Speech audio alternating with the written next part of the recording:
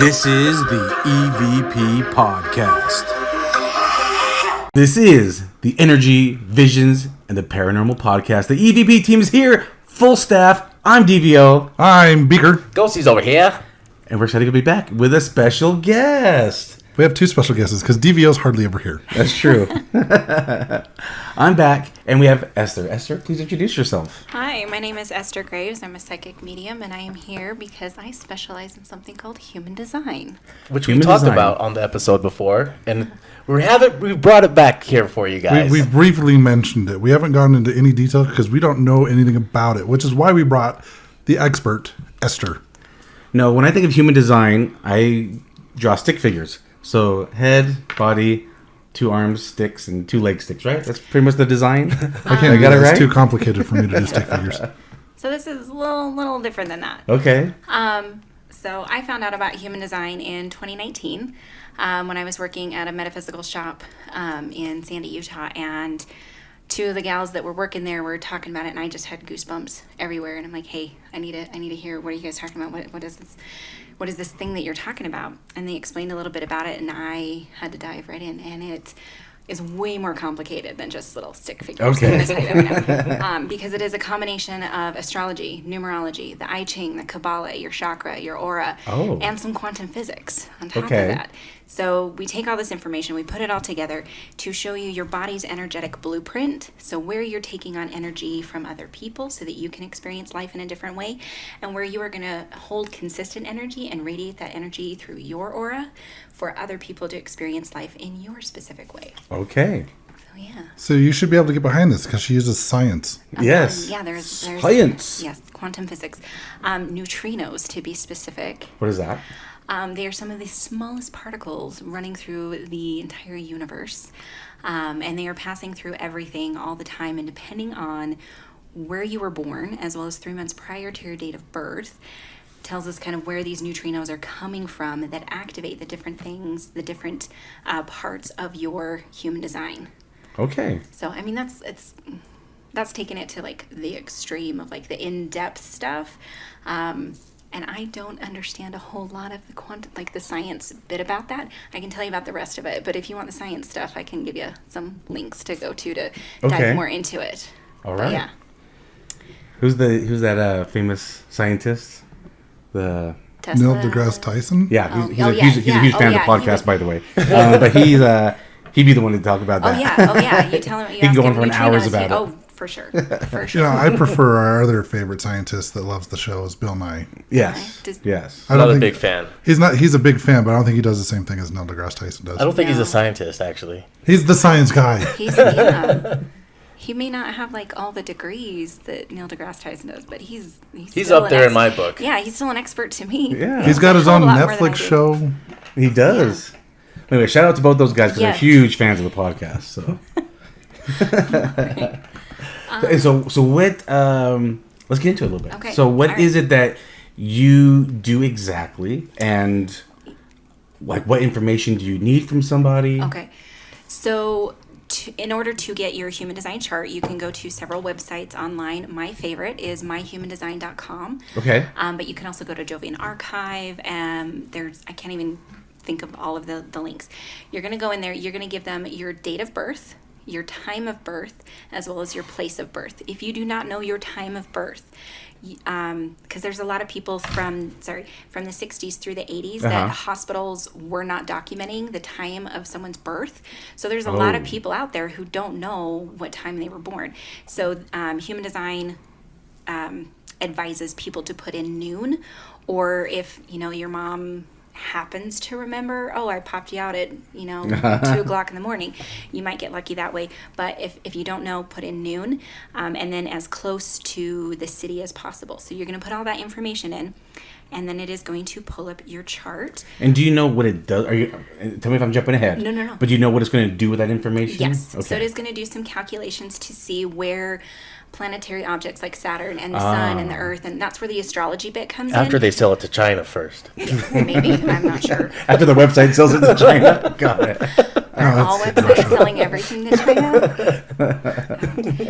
So it's going to do calculations not only on where those astrological bodies were the day you were born, but as well as 3 months prior to your date of birth.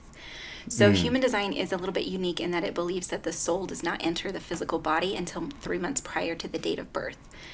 Okay. So certain things are activated 3 months prior to the date of birth, 88 days if you want to get specific, as well as the day of. So if you look at the chart down here that I have for DVO, so inside these shapes, so the shapes that you will see on the chart. Can I hold it up to the camera real quick? So if you're watching, let me make sure that it doesn't go to sleep.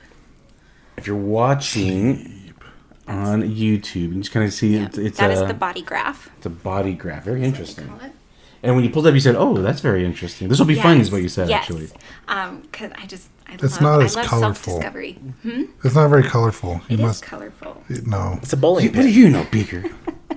I know everything about human design. I've just been hiding it from you. So I can go home now. So inside the shapes, so the shapes are equivalent to your chakra system. So if you're familiar with the traditional 7 chakras in Hinduism, human design believes that our chakra system evolved in the late 1700s, and we actually have 9 now instead of 7. So when you're looking at the graph, those shapes are the different chakras, and we'll talk about them later on. So then there are numbers. Those are called the gates, and they correspond with the 64 gates of the I Ching, and they represent a personality trait or characteristic about you. So the red lines are the gates that were activated 3 months prior to your date of birth.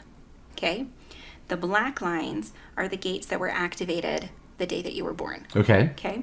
So when you have 2 gates across from each other, like 63 and 4 up here in your crown and your third eye, across from each other, it completes the full channel. So if you look at this upside down, it looks like the tree of life from the Kabbalah. Okay. Right? Okay? So that's where the channels come in. So the energy is very different between just having an activated gate versus having a complete gate. So the hanging gates are kind of short-circuited energy where you can take something part way, but you can't always see it all the way through to the end. Okay. So it's like you have some of the ingredients, but you can't make the entire cake on your own. Okay? Have I lost you yet? No. Yeah. Okay, just checking. So when we have 2 gates across from each other, we have that full energy, we have the full capabilities of that channel, and it puts consistent, reliable energy in that chakra, in that center. So human design doesn't call them chakras, they call them centers. So this is where you radiate energy out for other people to experience your way of being. Okay. And depending on which centers or chakras have that defined consistent energy, tells us the primary information or the important information about you, that you are a manifester, that you have a splenic authority, that you are a split definition, and that you are a 6'2" role model hermit. Okay, and I will explain all of this information. Okay. He's not an L7 loser. No. Thank you, old joke from the 90s. I was wondering where you went. Still here. 7. So then the white centers, so right here we have, it's the G center, not the G spot. I want to make sure that is clear. There's a difference. There is a difference. Because this G-spot one is- doesn't exist, this that's one- why. I beg to differ. I will argue that point. So the G center and the will center or the heart center were once the heart chakra. Okay. They are the ones that have split. And then down here we have the emotional solar plexus, which is the seat of emotions. And together with the splenic center over here, they used to make up the solar plexus in the traditional chakra system. And then here in the sacral and the root. So these 3, so the sacral, the G center, and the emotional solar plexus is where you are going to take on other people's energy so that you can experience a different way of being. Okay. Okay. So, got to get my thoughts together. Sure. So, because you do not have a defined sacral center, and because you have a defined throat that is connected to a motor, which is actually kind of in a roundabout way over here and in the heart center, you are what we call a manifester. Okay, so this is your aura. This is the big energy around you. This is what people interact with when they first meet you. Okay. Now, manifestors are only 9% of the world's population. Okay, there's not a lot of you guys, but you are so very influencing to the rest of us. That is the impact that you guys just naturally have. You're also known as the warriors. Okay, so Wait, warrior fighter or warrior like I'm worrying? yes, The latter? no, both. Oh, both. Okay. really what I meant was the first one, that manifestors were the type to go out and conquer territories and then Yeah. rule over them. But we no longer live in a survival of the fittest society. So now you guys aren't really here to do that. You're here to just kind of do whatever the fuck you want. Literally. Yep. Sounds about right. Yeah. Weird. Take over. Ask my neighbor. Taking over the whole neighborhood. Just kidding. So how your aura works and interacts with other people is it is very close and repelling, meaning that it pushes out and away. So if a manifestor wants something, they have to go out after it and make it happen for themselves. So like Nike's slogan of just do it, manifestors are the only type that can. Okay. Okay. And so a lot of manifestors throughout history have found themselves in positions of leadership. And so we live in a very manifestor built society. But the majority of the world are generators, like those two down there. And so a lot of manifestors try to be generators who are creatures of response. They live in response to the world as it comes to them. So a lot of manifestors are sitting around waiting for the universe to come to them when they are meant to go out and meet the universe halfway, if that makes sense. So each type, there's 5 different types altogether. So you have the manifestor, the generator, the manifesting generator, the projector, and the reflector. They each have a strategy to minimize conflict with the universe as well as with other people. So the manifestor strategy is to inform. Now you're not asking permission. You're not saying, Mother, may I? You are saying, like a train conductor, I am going in this direction. Whoever's coming with me, let's go. Okay. And then you go. Okay? When you try to people please, which is what a lot of manifestors try to do, is they try to people please. It is like the train conductor getting out of their booth and going onto the platform and being like, where do you want to go? Where do you want to go? Where do you want to go? Got and where it. do you go? And you don't fucking go anywhere. Uh-huh. Okay? So you stay in your train conductor booth and you say, this is what I'm doing. This is the impulse that I feel like I need to go in this direction. I need to go and do this thing, and then move in that direction. And others will either follow you and go and do it, or they'll be left behind for the next manifestor to come around. Okay. Okay? Oh, there was something else that I was going to mention. It'll come back to me. It'll find me. Okay. So also in your body graph, your body has a way of communicating what is energetically correct for you and what isn't. And actually, I'm going to come back to that because I remembered what I was going to say before. Okay. So each type, their energy works in different ways. So the manifestor, the way your energy works is like a rocket, where you get this burst of energy that just propels you, and it can take you major, massive distances, like leaps and bounds ahead of everybody else. But eventually that rocket's going to fizzle out and come down and crash, and you are going to crash, and you are going to need some R&R time to put that rocket back together. So generators have consistent, reliable, steady stream of energy. Manifestors do not. So you need, when you feel like you need rest, you need to rest. Okay. And not, like, don't keep pushing it, okay? Manifestors are also here to use their voice in a big way. And your voice, your throat chakra, is directly connected to your splenic center, which is your body's authority, which is your body's way of saying this is energetically correct or this isn't. Now, the splenic center can be frustrating for some people because it's not yes, no, this or that. It's intuitive. It is, I know without knowing why I know. It is a gut feeling that you can't logically explain. You probably get a lot of those hits. Of, Oh, yeah. Like, I feel like this is going to happen, or so-and-so is going to call, or like I need to go and do this thing. And like All the time. Yeah. All the time. How often do you follow that is the question. Yeah, that's a good point. I always leave it open like someone's going to be calling me soon. Or Yeah. I'm going to run into this person very Yeah, soon. and then you do. Uh-huh. Yeah.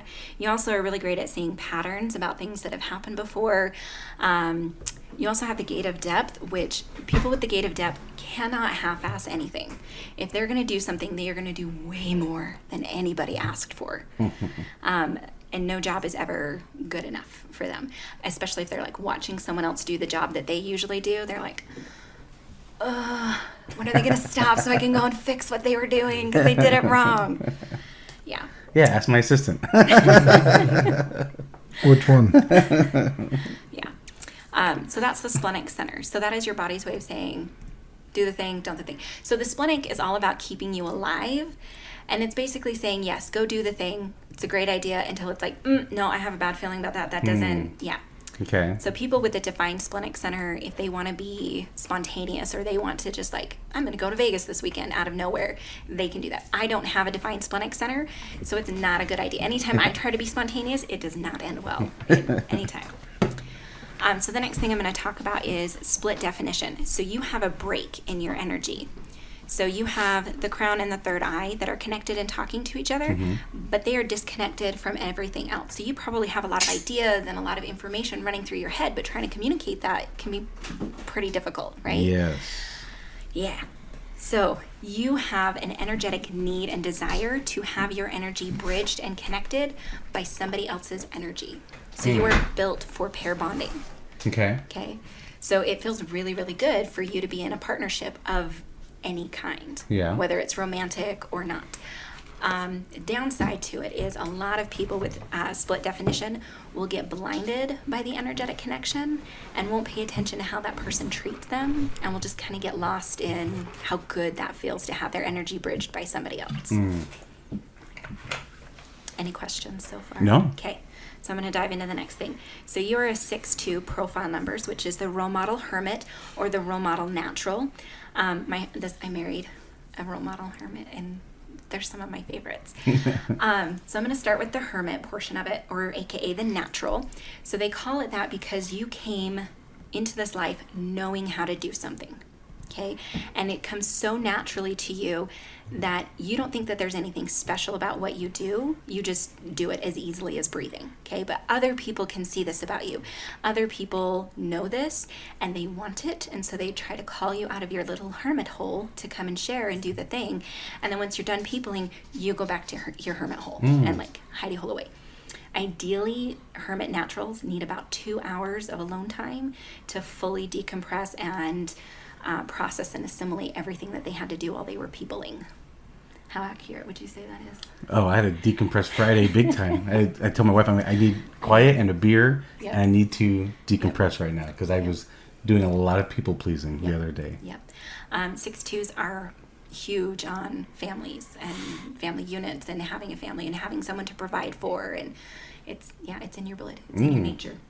Wow. So then the 6, the role model, lives life in 3 stages. So there is birth to 30, 30 to 50, and 50 and beyond. So the first 30 years of your life, well, throughout your entire life, really, everyone is always looking to you to set the example, to set the tone of what to do or what not to do. And usually in the first 30 years of your life, it's what not to do. Because at that phase of life, you are what is known as an experimenter, where you are experimenting with life, with the universe, to see what's going to happen. Life is an experimentation, like it's one giant science experiment.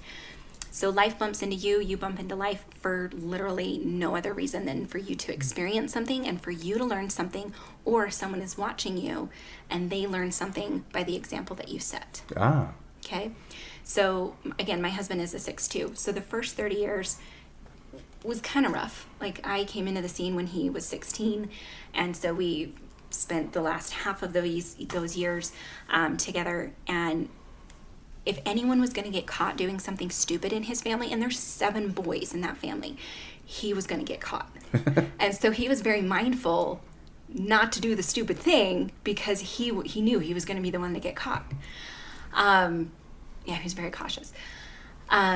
But they are big on hunting, fishing, camping, outdoorsmen, like all that stuff. I'm not a super huge fan, but they are. And when he and I moved in, girl world was a whole new world to him. Okay.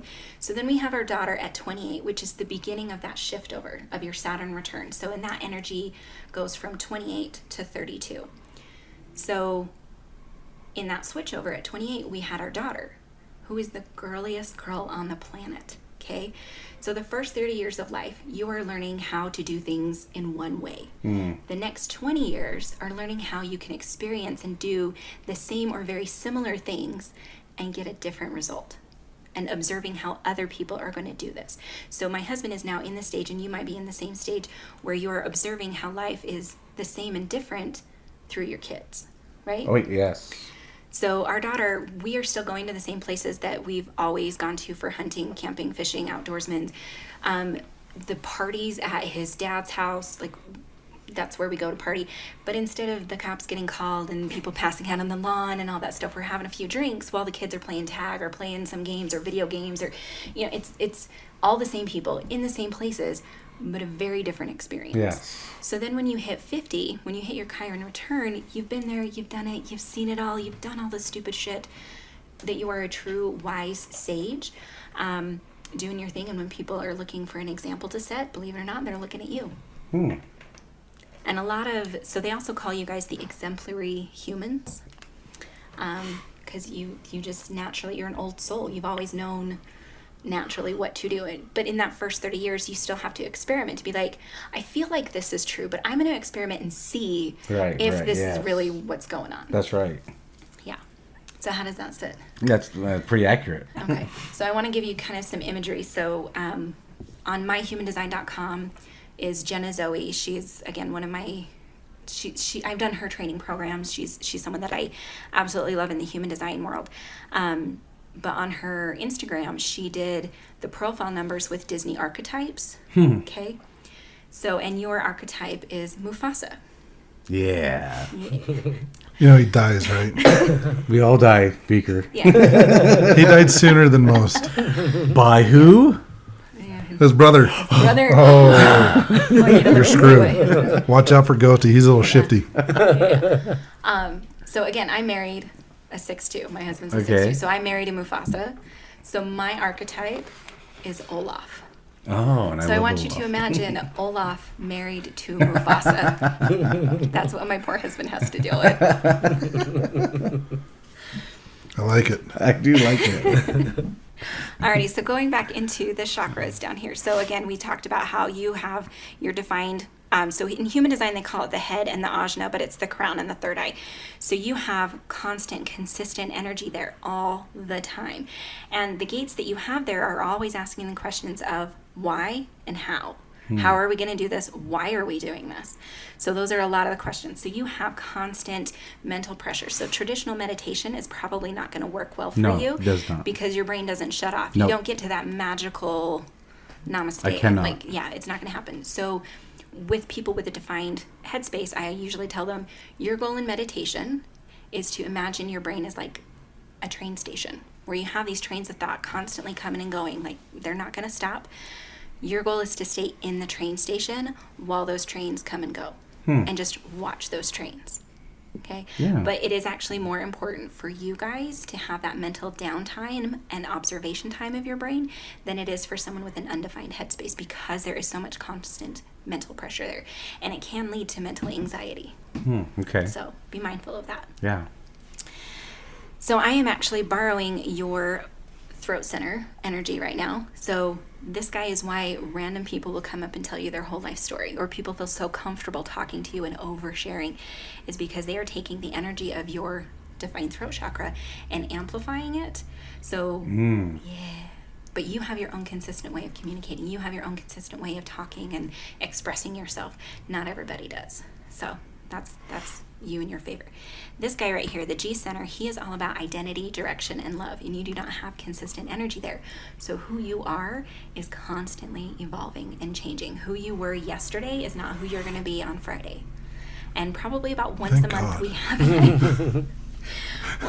have an identity crisis of who am I, what am I doing, where am I going in life, is this really what I want to be doing? And I have known about human design long enough that my husband, when I start coming to him, I'm like, I don't know if I want to do readings anymore. I don't know.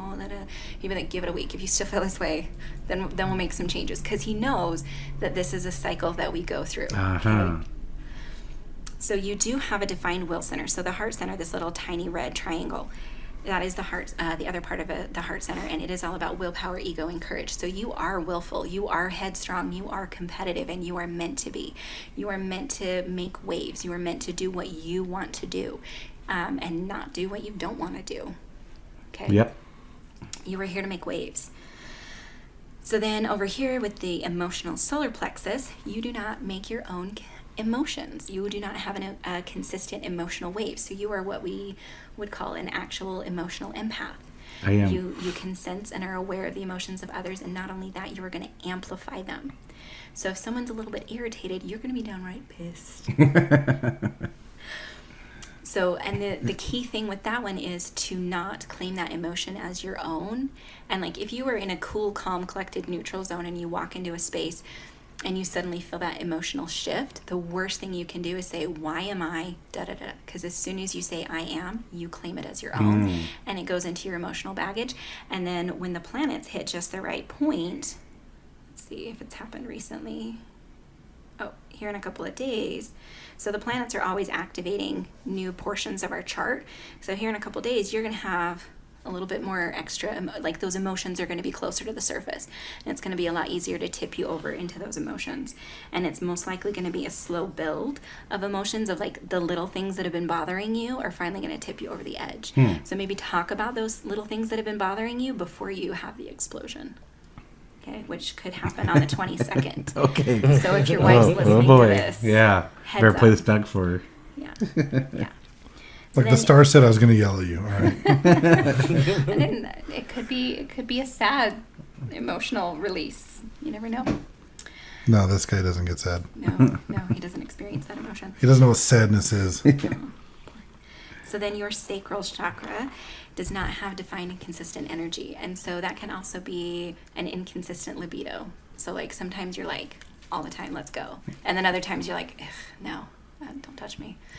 Your energy is going to be inconsistent. So for generators, this is their internal motor that gives them the energy. So we don't have that. You and I do not have that. And so we don't have that consistent, reliable, steady stream of energy. And we also don't always know what we want. Mm-hmm.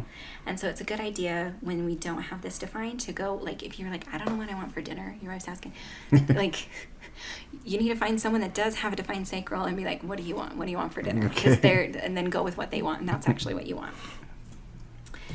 So the splenic center, I think of this guy, well, like, again, I said it was your authority. It can also be thought of as like your cat whiskers, where you're able to sense and feel the vibes of the energy in the space that you're in. Then your root. So you are a naturally grounded person, and the root in human design deals with external pressure coming in, so or stress is also how they identify it, and it works in pulses of telling you when to act. It's an inner timer mechanism. So there can be 10, 12 things on your to-do list, and you're just fine sitting and chilling, and then you get this moment of, okay, now I need to act. Now I need to go and do the thing. People with undefined roots, they cannot relax, they cannot chill and vibe until all the things are done from their to-do list. I married one of those, and like I know the dishes need to get done, but they don't need to be done right this second. Does my mental health and wellness need 5 more minutes of TikTok? Yes. So I'm going to sit here until I watch the last one, and then I'm going to go do those 5 things minutes or 50 minutes? Because we all know it's not 5 No, minutes. it's never 5 minutes. It's never 5 minutes. Yeah, that's pretty accurate too. Yeah. So a lot of times I will see people who have undefined identity centers or G centers. Their partner will have a defined identity because we naturally glom on. So I would not be surprised if I looked at your wife's chart to see that she has a defined identity. So we might look at that later. Okay. So the other fun things that I like to tell people about their chart, and this is not available on every website, this is just in my app, is their food type, their dominant clair, which is, do you understand No. the clairs? So clairsentience, clairaudience, clairgustance. The 5 clairs. The clair, like, Clairvoyant. Clairvoyant. clairvoyant. You know what clairvoyant is? Yes, that one I do. so yeah, your primary way of communicating with the non-physical world. Is what I would say. And Okay. Then, and then your scene is the space that you might want to live in, the environment that you want to be in, where you feel the most comfortable. Okay. So your food type is taste open. It has to taste good. Yes. Like, if you do not like it, and you can know whether you're going to like something or not, if it's going to taste good just by looking at it, you don't actually need to eat it. But you can just be like, no, I'm not going to eat that. And open is you're pretty open to eating almost anything. Yes. Like you're try anything at least once, Oh right? yeah.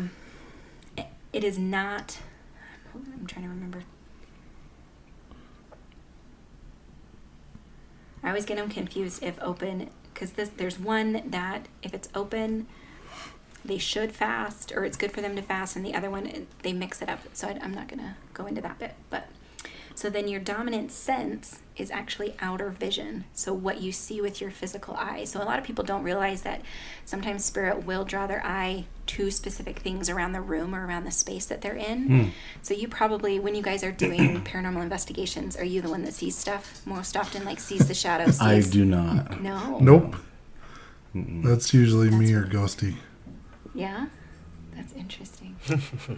But I think I have the ability. I just haven't tuned it though. Okay. 'Cause I've You just have seen. to open the door, man. Yeah, I've seen things, but Flashes. I'm not for sure. Like, where was that? You're skeptic of yourself as well as everything else, right? Yeah, that's Okay. pretty accurate. Okay.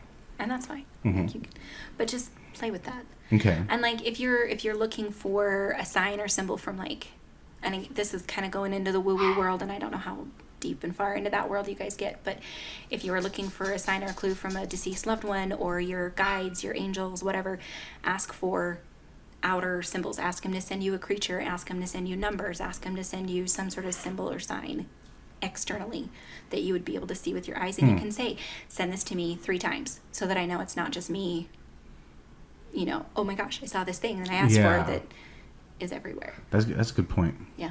Okay. So then you're seeing, it sounds funny because it's called kitchens, wet. So the wet portion of it deals with a humid climate. Okay. So you would actually do better in humidity rather than in a desert. So take that into consideration. And kitchens is all about where things come together. So it could be the kitchen could be your literal favorite space in the house to be in. But more often than not, it's where a lot of things are coming together, where a lot of things are happening. It's probably in my house. Probably most of my time is spent in the kitchen. Yeah. Actually. Yeah. They also call it the laboratory, but it is. It can also be a downtown environment or a big city environment where you have a lot of people from different walks of life, different worlds coming together, where you have shops and houses and churches and businesses and shops and all that stuff coming together and commingling. Melting pots is another word for it. I like that place. It's delicious. The melting pot. I haven't actually been. So this is just kind of the surface of a reading of human design. Okay. If we had hours and hours and hours, we could go into your gates, we could go into your channels. I would need to grab my notes because I haven't memorized all of those just yet. But like this is a lot for just one bit. Like, Right, like, right. Do you feel like you've taken in a little too much information? No. Oh, that's good. No, Because all I of us pretty flowed good. with me, so I'm like, Good. I yeah, can that's tell all. he's Yeah, like yeah. very intrigued by everything you're saying. Yeah. He's just like So- he if we would let him, he would just let you keep going on Going his. for it. Oh, I'd Yeah. ask you 100 questions. Yeah, Yeah, I can feel that like the anticipation Yeah. in you. You're just like, I And want to we know got- more. We I want gotta to know let these more. other guys go. Guess you're gonna have to set up a session with her. Yes. Okay. So do you ever work with the law of attraction? Yes. Okay. So you are what? This is the last bit of information for you, and then we'll go down the line. You are a specific manifester, meaning, and this is separate from your manifestor aura type. This is specifically with the law of attraction. So when you are trying to bring something into life, get as detailed as you possibly can. Okay.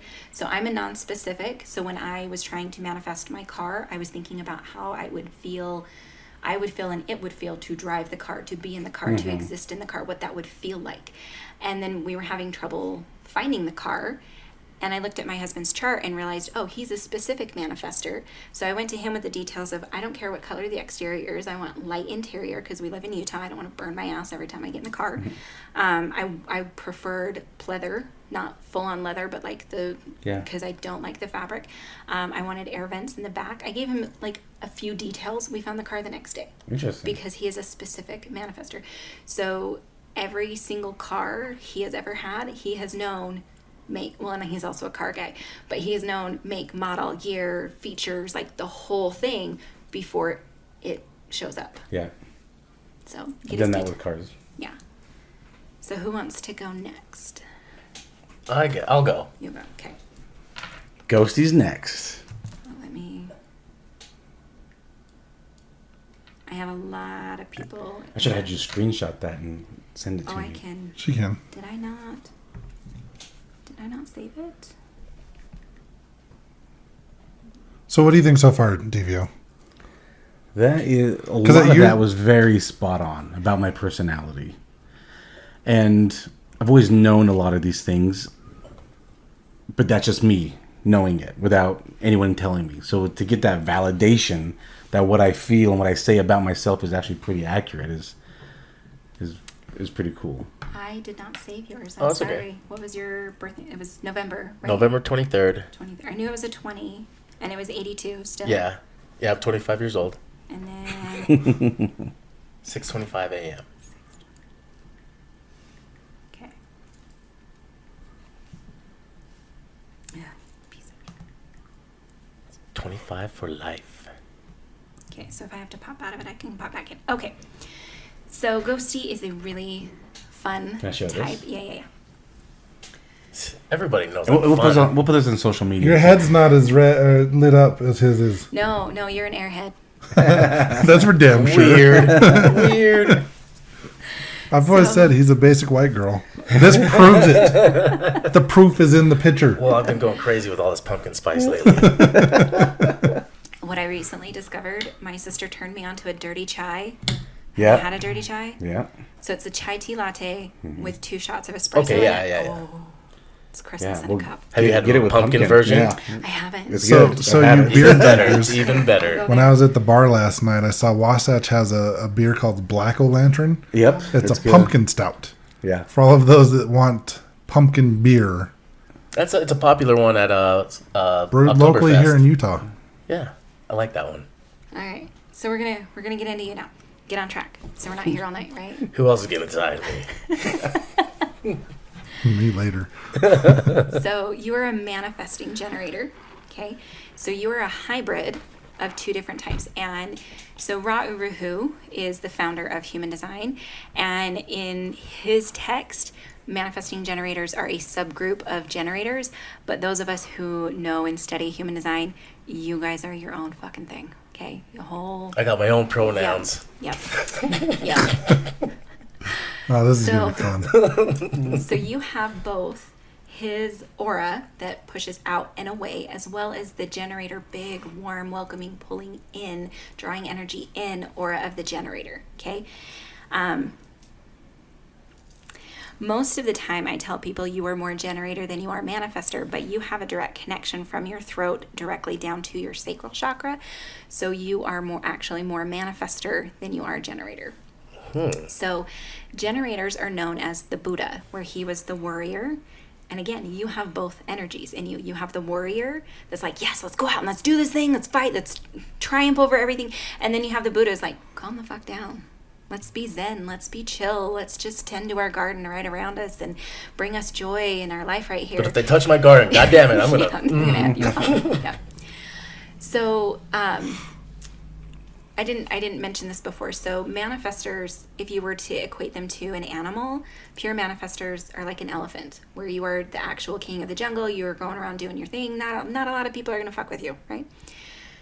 You, my friend, are a squirrel.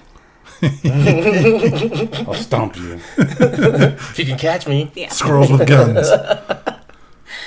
So manifestors, so where I said his energy is like a rocket, the generator energy, the pure generator energy is like a car. It has this steady, consistent stream of energy where they can speed up and slow down when they need to. They'll have to stop for gas periodically, but they have this reliable, steady energy. And you are a car with rockets attached to it. Nos. That's why we call you squirrel, is because you are all over the place. You're zipping over here, zipping over there, da, da, da, da, da. You are meant to be all over the place. You are meant to pick things up, experience them for a limited period of time, and put them down. You are meant to experience what you need to from that thing, and then move on to the next thing. So generators, pure generators, are the master craftsmen, the experts in their field. Manifesting generators are Jacks and Jills of all trades. They are meant, again, to know a little bit about a lot of different things and to be all over the place. And I call you squirrels because you're all about this nut. And oh my gosh, this nut is amazing. And I want to tell everybody about this nut. And I want to do everything with this nut. And so I'm going to put it in a safe spot. I'm going to put it over here. And oh my gosh, look at that nut. Okay, sorry, that was kind of forced. Manifesting generators are probably the most judged out of all of the types because you're not a manifester and you're not a generator. You are something in between. And your energy is very magnetic, and it has that push-pull it has the push from the manifester and the pull from the generator. And so a lot of people are either going to be drawn to you initially, and then the more they get to know you, they're like, never mind, too much, not for me. Or the other way around, they're going to be repelled by you initially, and then the more they get to know you, they're like, oh, actually, they're a really cool guy. And I joke and say this, you probably have heard it a million times. I totally thought you were an asshole when I first met you. Now I love you, right?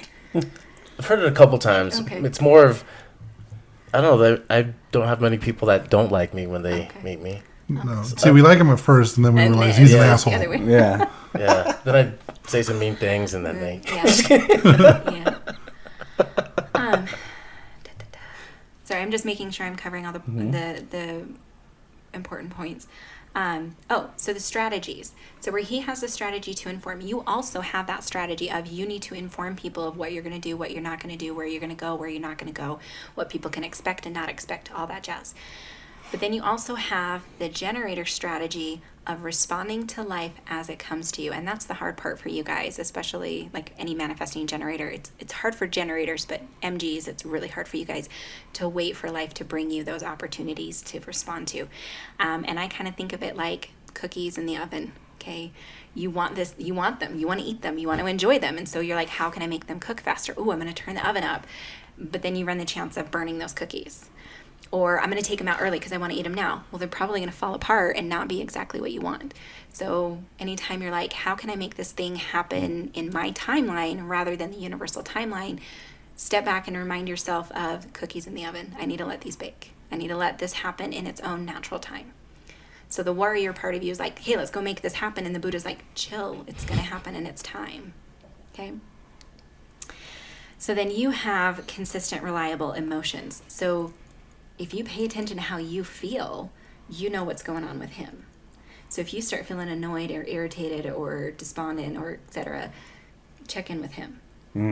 Okay? Because he creates the emotional feel. Or I can't remember what your if you had an emotional definition or not. I guess we'll find out in a little bit. I think you do, but definitely check in with him. Especially you probably spend more time with him than him, right? Yeah. We're connected. Yeah. We're twin flames. They don't exist. And in a minute, I'll explain why twin flames don't exist, and you're probably going to get backlash for me saying that to a lot of people, but oh well. So you have emotional authority, which is very people-pleasing energy to the max, because when you're in the energy of somebody else, you are going to want to respond to them however they want you to respond. So someone can be like, hey, can you help me with this thing? Or do you want to go do this thing? And when you're in their energy, you're like, oh yeah, sure, I could totally do that to help you. And then they leave and you go, oh, I don't actually want to do that. Why did I agree to that? How often does that happen to you? Too much? Yeah. So Hence now, why he's puppy sitting. So now we are going to start practicing. You know, that sounds really awesome, but I need to check some things first. Can I get back to you? And again, manifesting generators, your energy is so variable and so changeable that how you feel about something on Monday is not how you're going to feel about it on Friday. So also saying, can I give you an answer when it gets closer to the date and see kind of how I feel, what's going on with my life at that time? Because then I can give you a I've been better doing answer. that actually a lot Good, now. good. It's perfect. And you cannot base your decisions on rational and logic. Like it doesn't work for us that have emotional authority. Because emotions aren't rational, they're not logical, and it is based on how you feel. So the longer you can go before making a decision, the better. And you also want to make sure that you are making the decision when you are in a neutral emotional state, when you are calm, cool, and collected. If somebody sends you a text message and it immediately pisses you off, put your phone down, walk away, go for a walk, whatever, come down emotionally. If it still triggers an emotional response, you are not ready to respond. Okay, we're like you're the one with the temper, right? No. I'm surprised. Most emotional definitions that I meet. He does. He I was teasing because he looks so worked up. I'll be like Hulk smash because he just gets in this mood sometimes. Only when you're around. Brothers do that to each other. Siblings do that to each other. I'm like, I haven't seen that. Yeah. So it took me 4 years of this back and forth trying to make up my mind, going back and forth from one side of the emotional wave to the other, before I finally had the epiphany and the mental clarity of, I do not want another child. I only want another child when I'm with family or with other people who want me to have another child. And then as soon as they're gone, that want and that desire goes away. Yeah, usually now when somebody invites me somewhere and say it's like a week out, I'll tell them check in with me in about 2 days before, and then I'll make my decision then. Perfect. That is perfect. So going on to the next bit, you are what is known as a single definition, meaning that all of your defined spaces, all of the spaces that are colored in, are connected and talking to each other. So split definitions, I didn't mention this before, you're like a penguin. Okay, I like to relate things to animals a lot. Penguin, So you're a penguin. All right, so Yeah, DVO's a penguin. You're an angry football.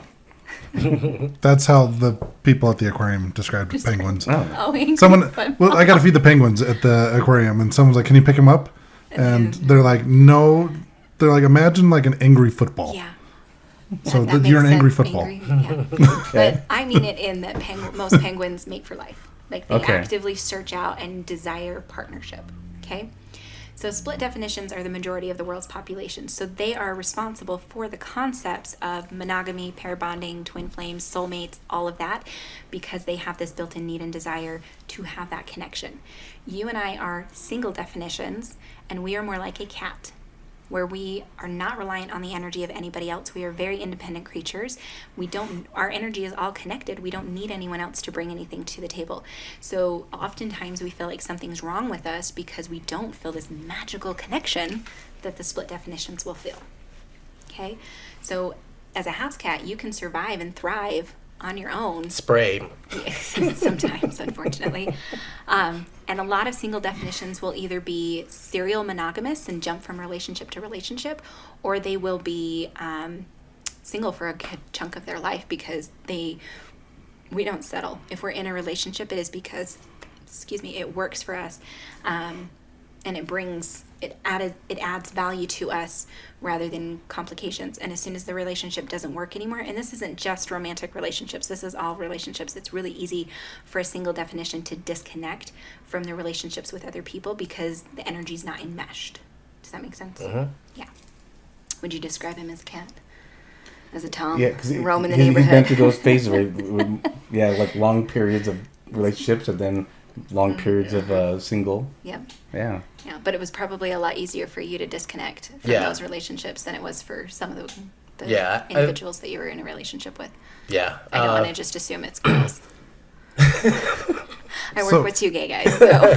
She said you're like a squirrel on a cat, so basically you're a cat on cocaine. Yes. A very independent squirrel. That's right. But yeah, I definitely see the disconnect. It's after a couple things, I've been able to definitely disconnect a lot easier. Yeah. So the next bit is you are a investigating experimenter. So some of the websites, and on here I know it says martyr. That is old terminology. Martyr is worst case scenario. Okay, so where he spends the first 30 years of his life as an experimenter, you spend your entire life that way. Okay. That's about right. So experimenters, again, they cannot live vicariously through other people. They have to experience the thing themselves. I had a gal come into the shop one day for a reading and was talking to her about her chart and explaining the experimentation. And she's like, if I see a wet paint sign, I have to touch it. I have to see for myself that it is actually wet. I cannot trust that sign. And I'm like, exactly. That is exactly experimenter energy. Like you have to do the thing yourself. And so you are constantly like, okay, let's go do the next thing. Let's go experience the next thing so I can learn something from it. And additionally, people are still looking to you to set an example of what to do. Or I wouldn't do every wet sign, every All wet of it. paint sign. No, I've done it once or twice, Yeah, and now I've learned. Now and I won't you- do it again. Exactly. And It's that's like, yeah, it was usually- wet. He still reaches for the hot plate though, and the waiter's Yeah. like, "Careful, the plate's hot." He's like, "Is it Oh, shit, really?" yeah. Prove it. Oh, it was. Oh my gosh, I saw a video of a mom talking to her teenage son, and she's like, why do all teenage boys do this? Like she's trying to hand him this hot pot, and she's like trying to get him to grab the handles, and he keeps going to grab the bottom, and she's like, it's hot, and it's hot, like screaming at him, and he still keeps going to put his hands on the bottom where it's hot. Freaking that, yeah, right there. Yeah. So that's the experimenter. So then the one portion, the investigating bit, I am also an investigator. We love information. We are all about the information. The more information you can give us, the better. I like to share information too. Yeah. So we cannot.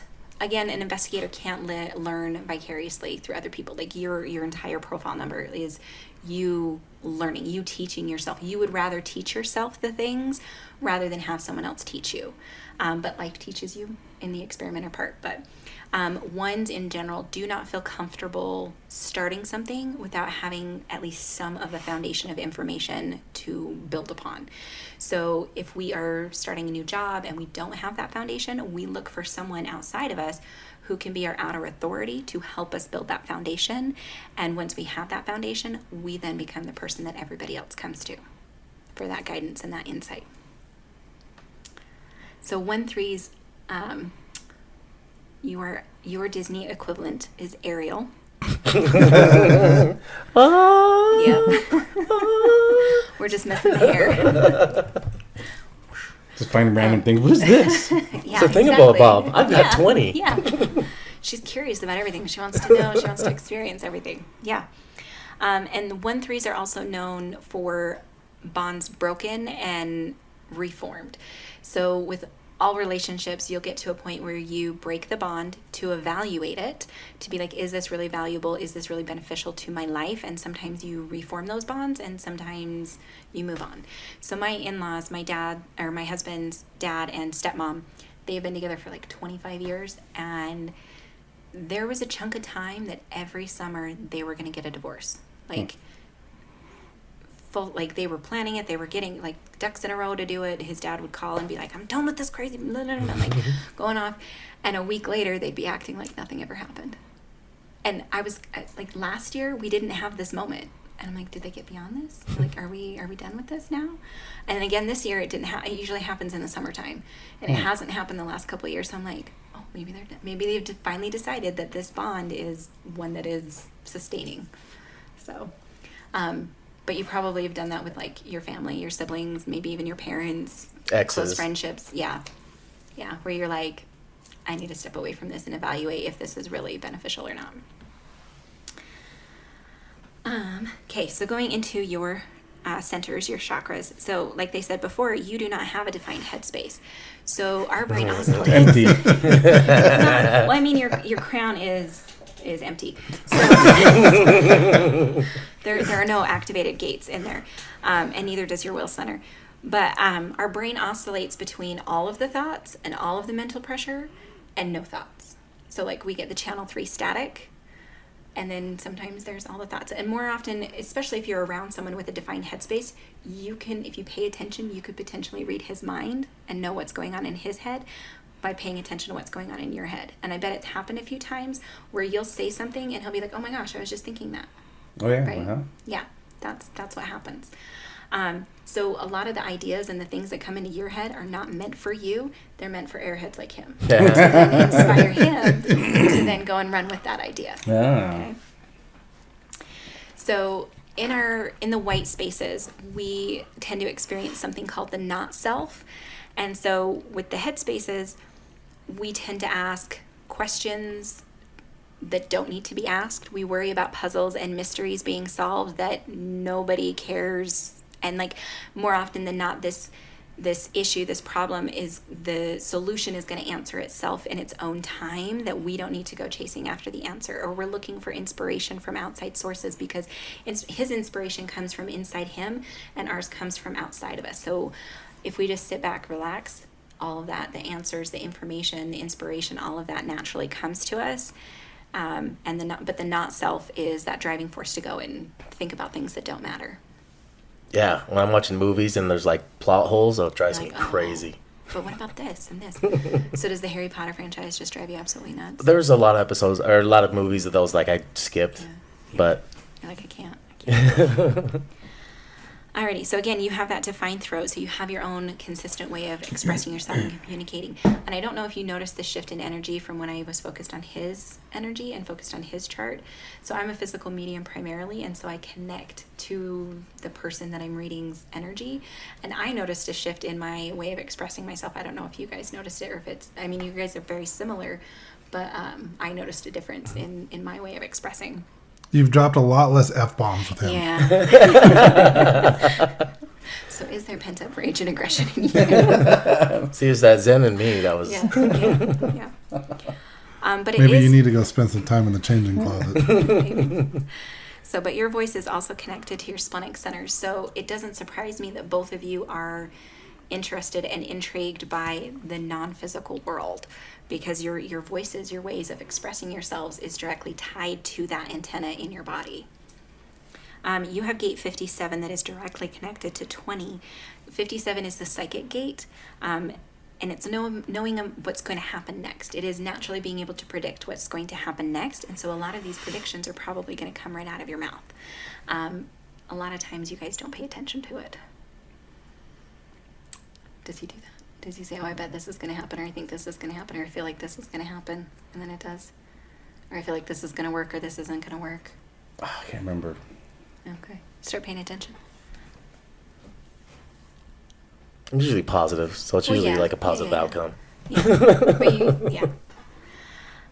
You also do not have a defined identity center. So you probably resonated when I was talking about all that stuff of like, you question who you are, what you're doing, where you're going in life, all that jazz. Undefined identity centers, we are a bit like bags in the wind, where life is just drawing us in this direction and then in this direction and so on and so forth. Your heart center is completely open. So you are not here to be willful. You are not here to be headstrong. You are not here to be competitive.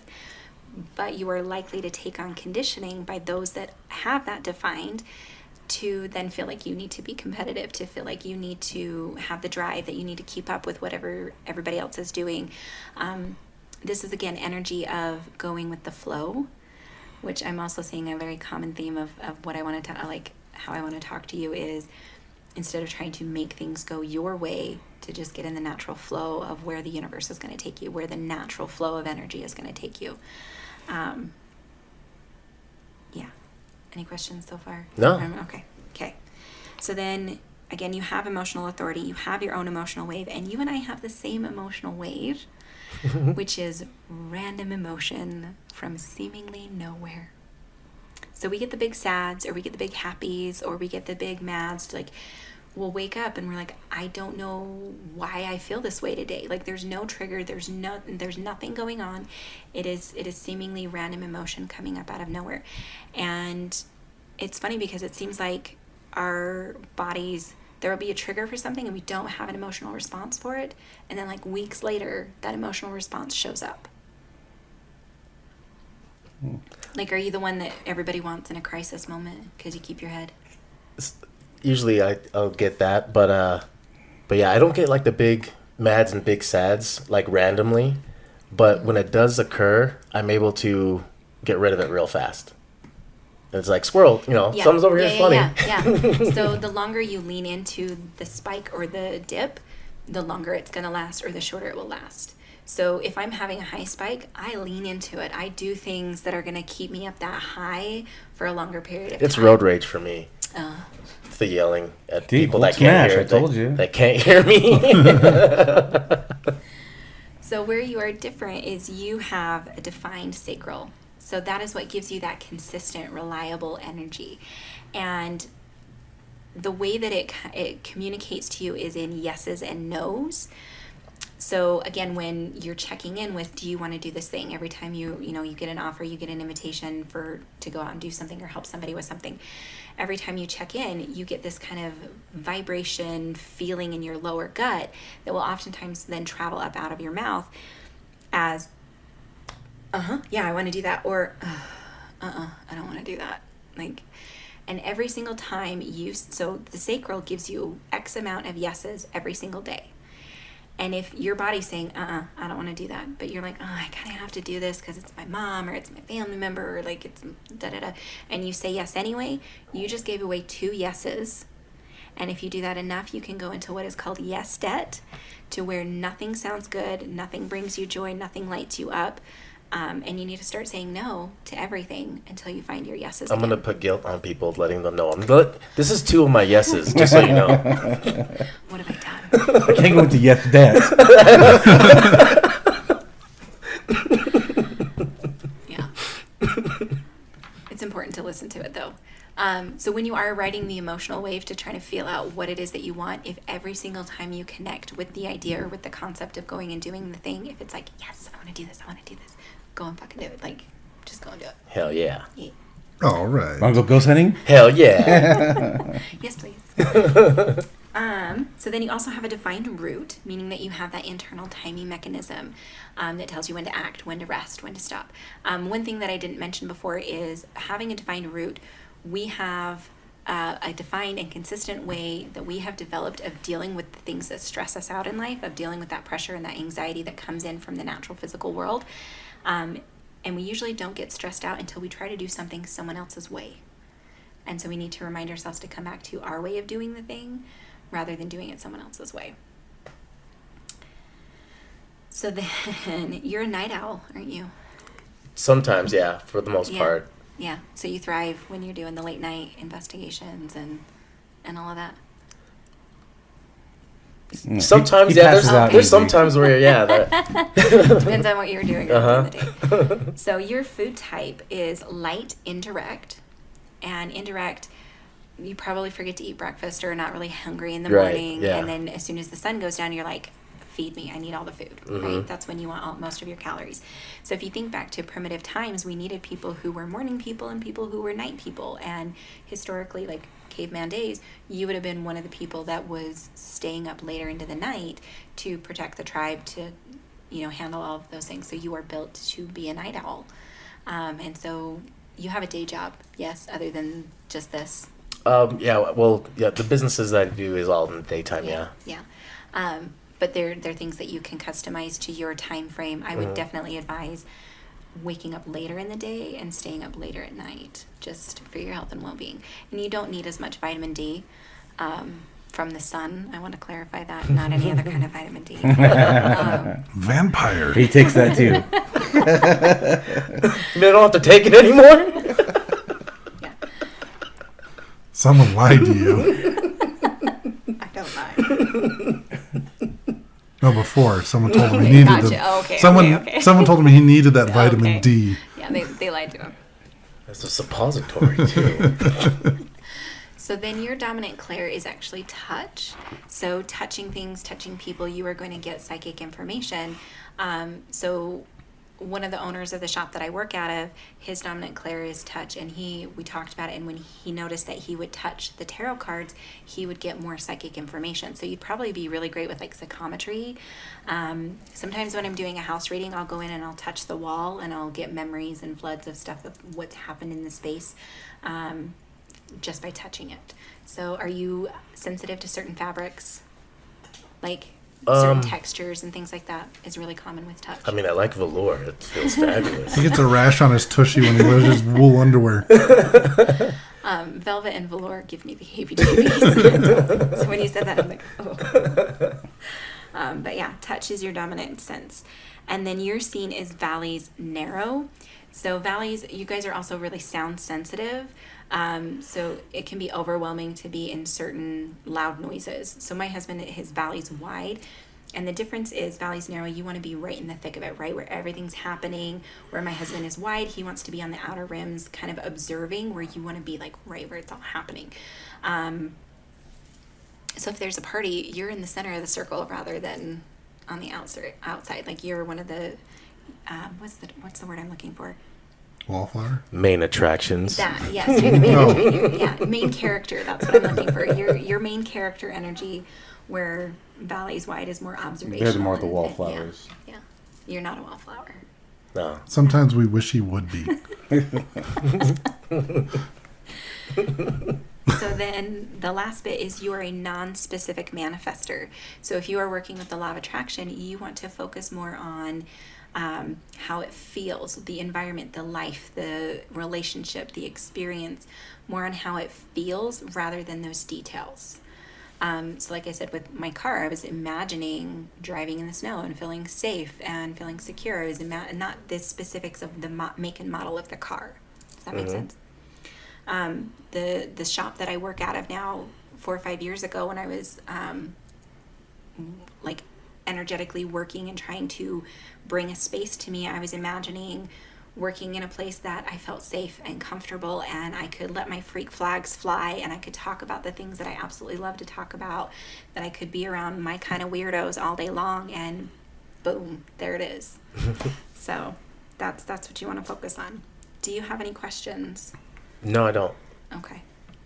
My airhead says there's nothing.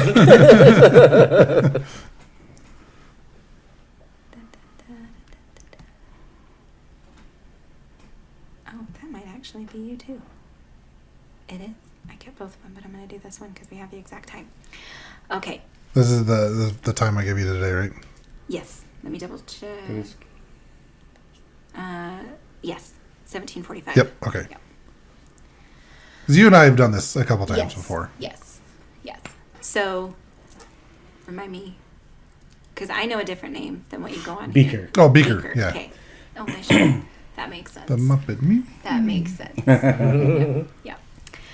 So you are a pure generator. You are the master craftsman, the expert in your field. You are the Buddha. Okay. You are meant to find your niche, to find your one thing, and build empires doing what you love.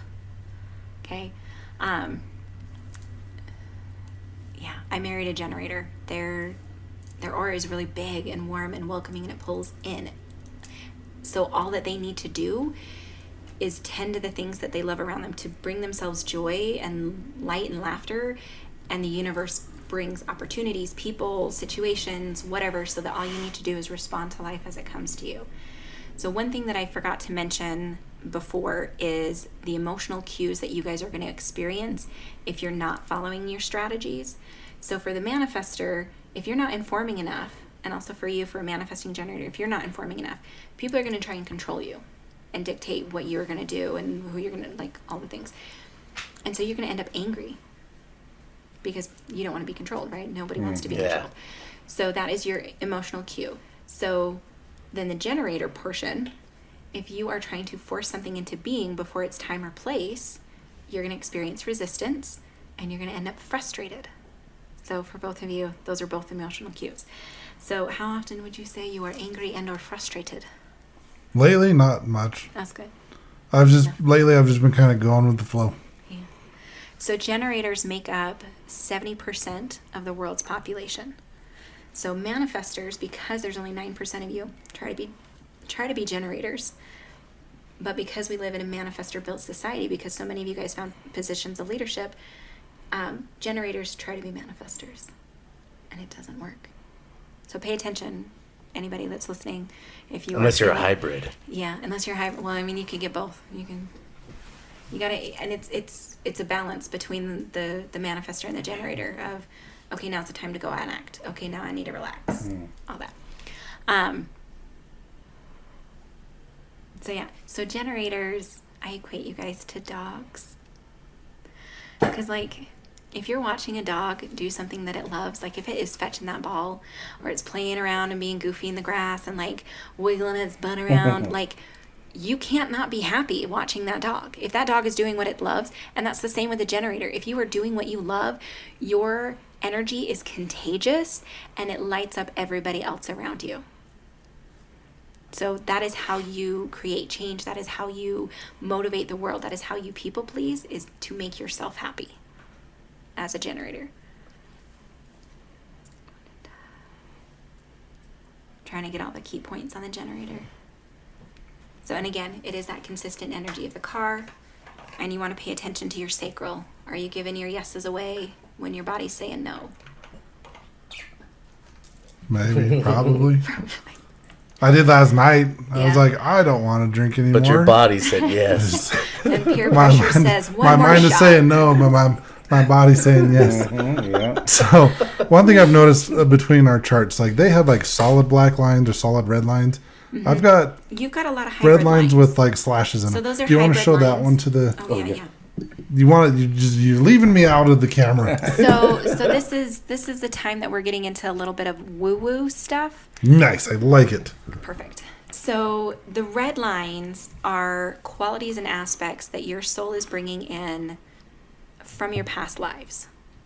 So your soul said, I need an extra hit of energy in these specific areas. We are going to choose a body that has this hybrid of energy in these areas, both from your design, which is unconscious, and your personality, which is conscious.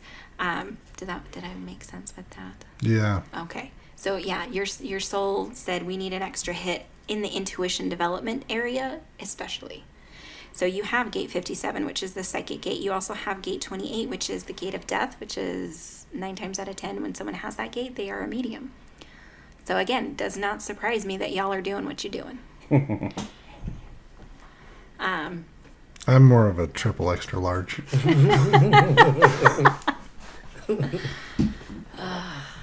Boys.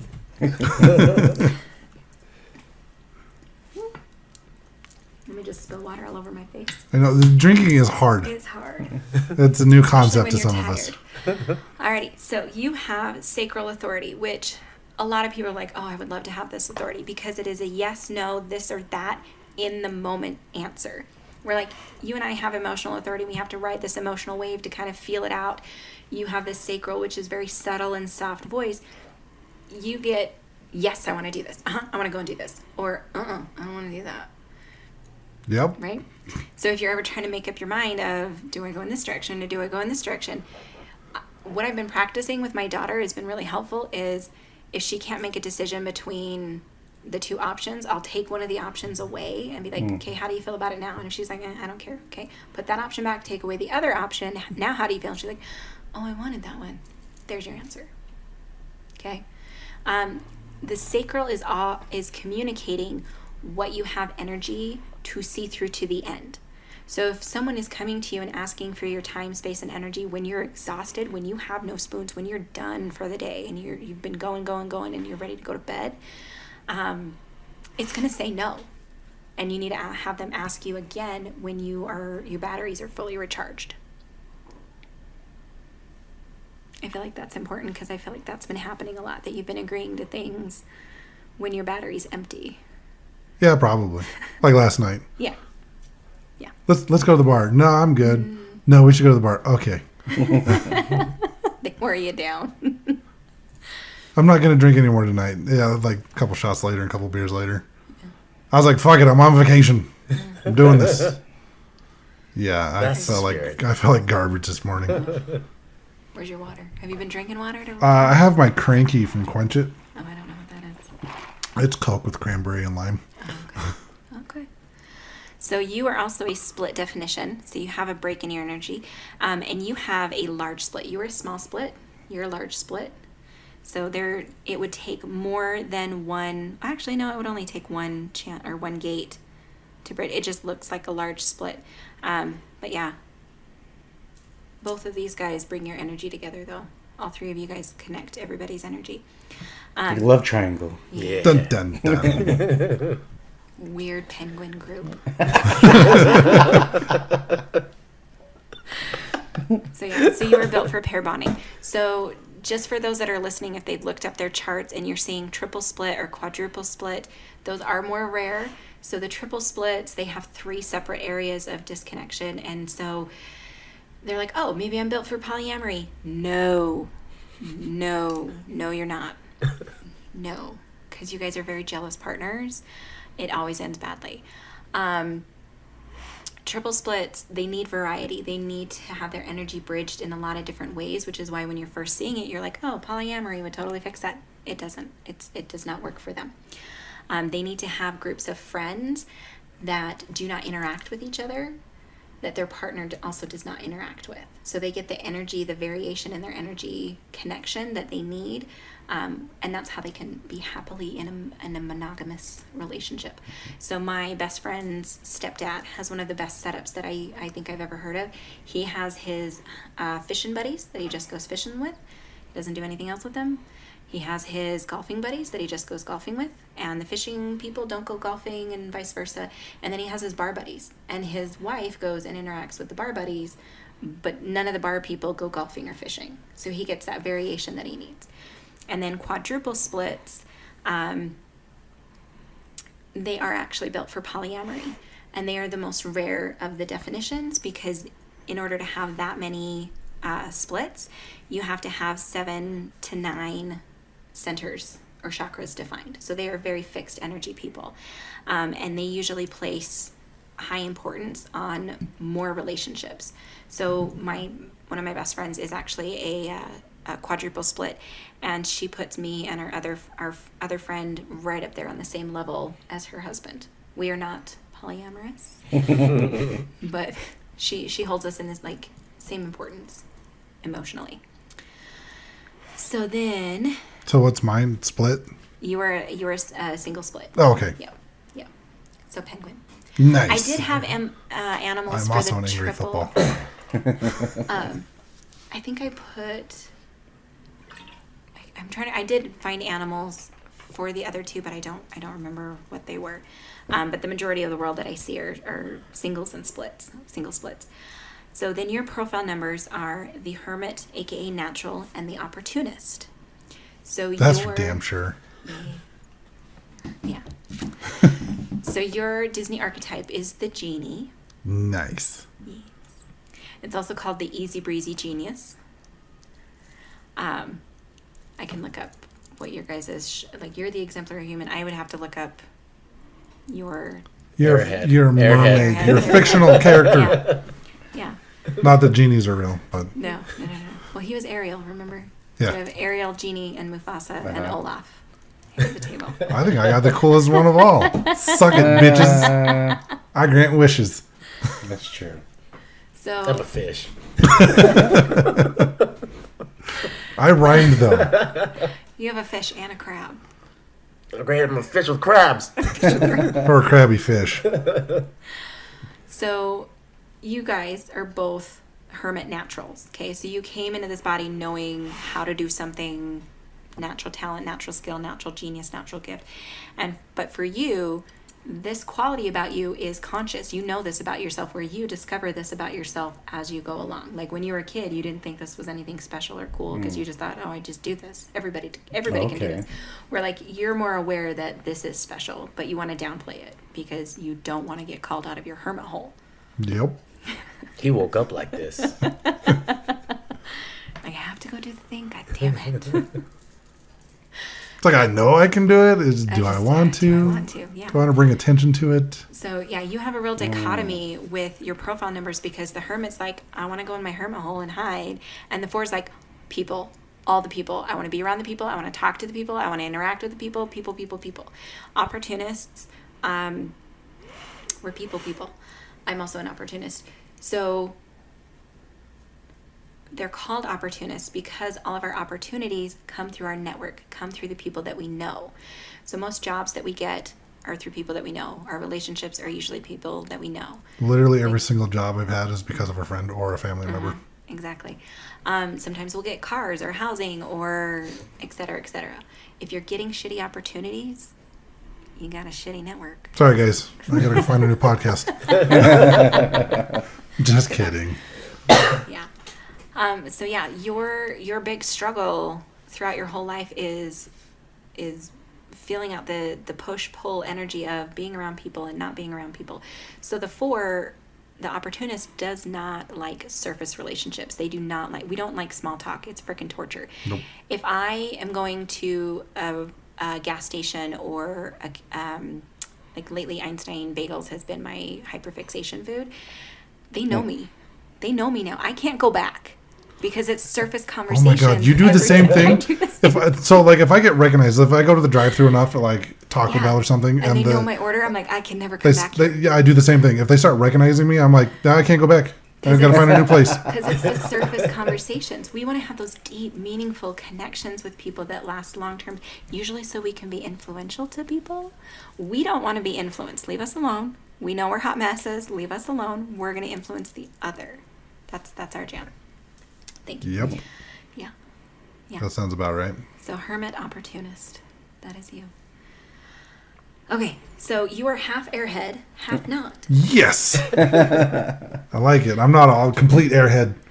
It's So nice you- over Just here. sometimes. Just sometimes. So you don't have all the mental inspiration that he gets, all that pressure from the universe coming in through your crown. But you do have a lot of the analyzing, the way you analyze, the way you ask questions, the way you sort through things. You want to solve all the puzzles. You want all the answers. You want the truth. You want the answer. Is the case for a lot of, and it's directly connect. You, all three of you, have a defined throat. So I'm not surprised that y'all are doing this, because you have that defined, consistent way of expressing yourselves. And if it's going on in your head, it's probably coming out your mouth. Yep. It's bothered people because Yeah. Sometimes it's not even in my head. It just comes It out. just comes out. And people look at me like, did you really just say that? Yep. Yes, I did. So you also do not have a defined identity. So you're another bag in the wind of just floating around, and who am I? What am I doing? Where am I going? We don't know. I do Yeah, believe but it's fun though. It is. It is an adventure for sure. We have no set journey. We have no set destination. So for those that are looking at their chart and seeing the diamond shaped, it's usually yellow, directly in the center. If it has color, if you have definition in there, your soul said we need to provide a detailed plan that this body is going to go on and experience in this life. And so I think of it like video game checkpoints. Most people, so they have determined checkpoints of where they're going to stop. So it doesn't matter which direction they go in, because all roads, all options lead to the same destination. We don't have that. We're playing the video game and ignoring the map. We're just like, I'm going to go in this direction, and I'm going to go in that. Yeah. Yep. No, Yep. my friends get frustrated when I do that because I literally play video games. Tim, what are you doing? I don't know. I'm just going over here. Yep. Why'd you go that way? I don't know. Don't know. So then you also do not have a defined heart center. You are, again, not meant to be competitive, not meant to be willful. You are meant to go with the flow. Let life take you, let the universe take you where it is that you're going to go. And you are another emotional empath. You pick up the emotions of other people around you and amplify. So. See, I have an example of recently with the go with the flow thing. Yeah. Because I had the feeling, like when you were talking to these other two, like this was going to come up for me. I was invited to a group thing. And when I got there, like literally only two people knew why we were all meeting and what the point of the meeting was. And everybody else was showing up was like, I don't know why I'm here. Like, I don't know what's going on. We just know that we were asked to be here. And I'm like, yeah, I didn't feel any of that. I was just like, he asked me to be here. So I said, okay. I'm like, let's see what happens. Yeah. Like, I didn't try to analyze it or anything. It was just like, hey, I'd like you to be part of this. And I was like, all right, All right. Sounds good to me. Yeah. sure, why not? I love it. That's how I ended up on Finger Bang Highway with these two. Like, let's go on an adventure. She doesn't listen to the podcast that much. I need to start, obviously. Let's start with the Mercury Cemetery episode then. Okay.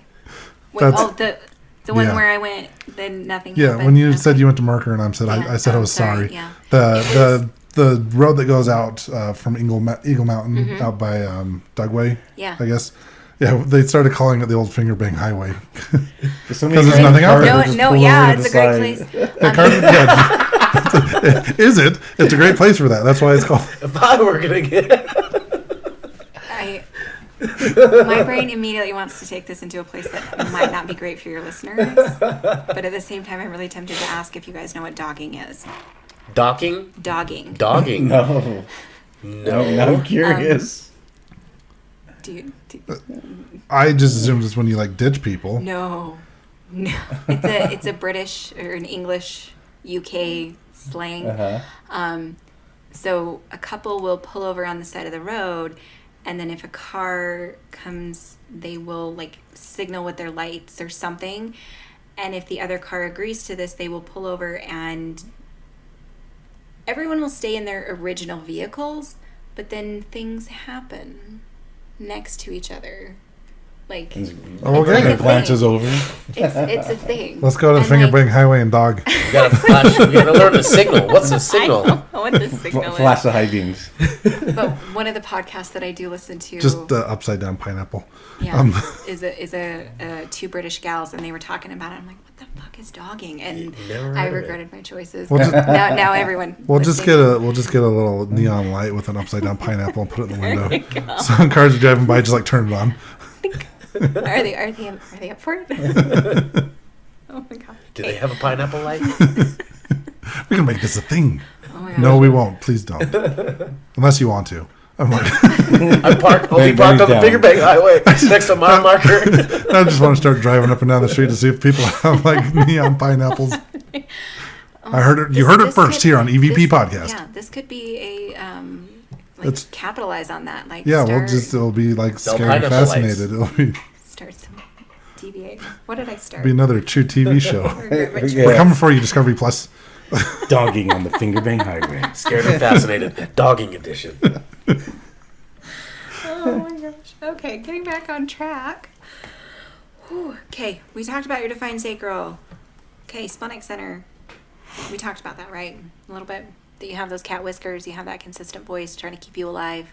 Nope, we didn't. We did. Oh, I thought we Not- did. So you. Oh no, it was yours because you guys have very similar gates. So 57 to 34. I need to look up that one. But you have 57, which is the gate of knowing the future in the now. But you don't have the connection going to the throat. So you get these premonitions of like, I feel like this is going to happen, but it doesn't always make it out your mouth. Yeah, that sounds about right. Yeah. And then you also have 28. Again, gate of death, awareness, I like it. knowingness of death. 9 out of 10. I would label mediums. So yeah. Yep. So 32. Yes, 32 is authority. So you have the ability to look and feel at the people around you to know who has the authority to lead, who has, and it's also a fear of authority. Like you do not want to be in charge. Like you often find yourselves in being in charge, but you do not want to be in charge because you just don't feel like yeah. No, that's not the first time I've heard that. There was a different reading I got that says I was a reluctant leader. Like I have, and I've seen this in my life. I have the ability to lead. Yeah. I don't always want to. No. Who does? And Well, the people that I- want to lead, I'm like, you probably shouldn't be leading. Like I can do it if I have to, but I'm not like, oh, let's lead this group. I'm like, no. Yeah, we want the reluctant heroes. Okay, you have a defined route, so you have that consistent pressure of acting and timing and all that jazz that we talked about previously with the other guys. So let's look at your food type, your sense, and your scene. So again, taste open. It's got to taste good, but you're pretty open to eating just about anything. Yep. Yeah. Your dominant is outer vision. So again, what you see. But we did say that you're one of the ones that usually sees the shadows, sees the things. Yeah. Is it usually out of the corner of your eyes? Most of the time. Like the first full body apparition I saw was out of the corner of my eye. Okay. Actually, the first two. But yeah, I've started to being able to see like shadow people just full on. Full on. It's such a crazy. It's only happened to me a handful of times, but it's a crazy thing to see them like full, because like 98% of them I would say are out of the corner of my eyes, and I'm an active working medium, and I either see it third eye or out of the corner. So good job. Yeah, it's a work in progress. Yeah. So then your scene is markets external. So external, you need to get your ass outside. You know, outside's scary. There's people there. And you actually need people. Markets is all about being... Why do you think I come and sit at the store with you for like Oh, hours? yeah. It's a great place to do it. Come and do it all the time. So markets is all about where things are being exchanged. You like a variable environment. So even having... I don't see this as being you, but people who change their decor with the seasons is really common with markets. Oh yeah, no. Yeah, I don't see you doing Nope. like above the mantle and having all the different. Nope. It could be the homes same where year you round. Swap out the O. I'm good. I don't see that. No, I know people that have that, and I just look at it and go, "Why?" Yeah. So, but examples of markets external can be like a farmer's market or a concert at like USANA where it's outside. USANA's outside. Yeah. Right? Yeah. I get them mixed up. Like, and Saltaire, is that outside? That's indoors. That's indoors. I get them all. When I went to USANA last year, I found the group of people that I was there with, I wasn't with them the entire time. I literally found other people that I knew and went and hung out with them throughout various points of the concert. And then I finally went back to the people I came with. So markets is also about getting variable energetic connections, of being being connected energetically in different ways, but you don't necessarily want to interact with those people. Yep, so being where that's there's for a lot damn of sure. different people where you get that energetic vibes, charge up, I guess, from being around all the different energy is not, like people watching. You guys really like to people watch creepers. That's okay, I do too. We sit in the dark and silently judge you all. Yes. So you are also a non-specific manifester. So you need to focus on how things feel, what you want the experience to feel like, rather than the details, the nitty-gritty. Sorry, my brain's starting to wind down. It's been a day. Trying to think if there's anything else. So we really, really need our generators to be awake to the spiritual stuff in all of its spaces, both manifesting and pure generators. So it gets me really excited to see you guys in this field and doing this work and kind of pushing it out there. So generators are what keeps everything in the world in forward motion. That is why you are called generators. And manifester is not actually the right word for you guys. You guys are actually more initiators. A lot of people will get that confused and think, oh, I'm a manifester. I must work really well with the law of attraction. And that's separate. You guys are initiators. You're here to get things started and usually hand it off to a generator or a manifesting generator to then keep it in that forward motion. And the manifesting generator is here to do the side work. Kind of, but also change the direction. So pure generators can be creatures of habit, where they do the same thing over and over and over and over again. No, they stick to their that's not patterns, me they at all. stick to their habits, all of that stuff. And so a lot of companies, you'll have people coming in, and a manifesting generator is going to see a lot easier way or a simpler way of doing something, and they'll be like, why are you still doing it? Well, that's how we've always done it. And that's what the manifesting generator is here to do, is to get us out of those same ruts and to get us doing something in better and more efficient ways. Okay? Where we need that expertise of the pure generator to go into depth in those fields. So every single piece has a place and has a role.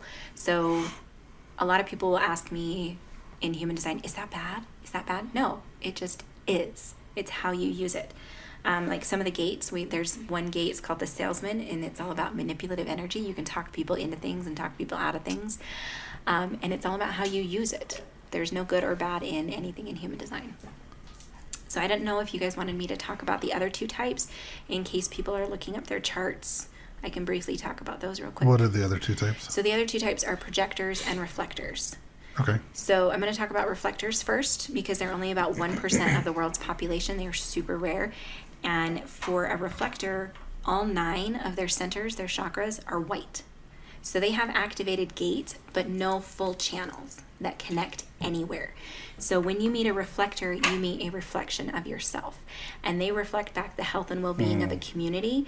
And they're like the moon that reflects the sun. So manifestors, generators, manifesting generators, and projectors are all solar beings, where the reflector is a lunar being. So they go off of the 28-day cycle. So they don't have an internal way that their body's communicating what's right and what's wrong.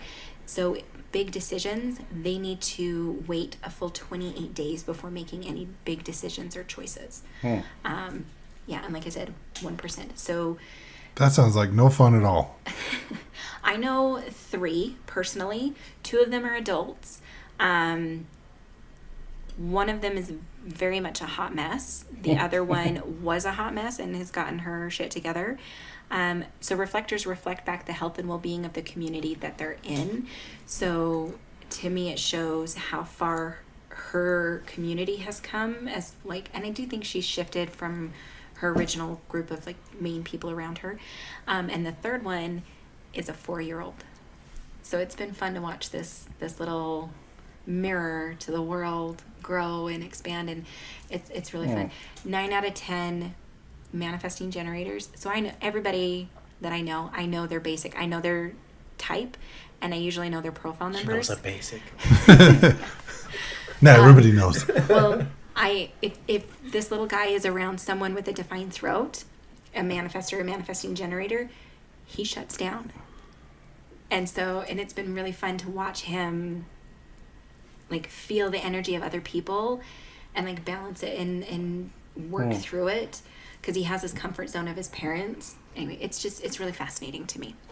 And then he has a twin that is a projector, which is our final type. So projectors are called projectors because their aura projects into people, gets all up in their business, so that they can see and know people on a level that they can't even know themselves. So I am a projector. That is why I'm able to do what I do as a psychic medium, as an intuitive, and that's where like my energy was focused on you and you. That's why I shifted and changes, because my energy is very focused. So projectors are here to lead and guide on an individual one-on-one basis. So manifestors used to be the leaders of our societies hundreds of years ago. And then we had this energetic evolution in our chakra system, and the projector came on the scene. So the projectors are now here to set up in small communities and to guide that community, rather than the big one person telling everybody what to do. It is broken down into smaller communities. And you can see this leadership shift and change with some of the leaders in the world. I looked up her name specifically so that I would have her name, but the Prime Minister of New Zealand that just stepped down, the gal that was Prime Minister during the pandemic, she is a projector. The way she has governed and the way she has worked through her leadership role. Oh, you're going to look it up? Perfecto. Princess Diana was a projector. The Queen of Elizabeth was a projector. Ardern. Jacinda Ardern is her name. Yeah. And I think that's why I have a hard time remembering it, is because it is a very unique name.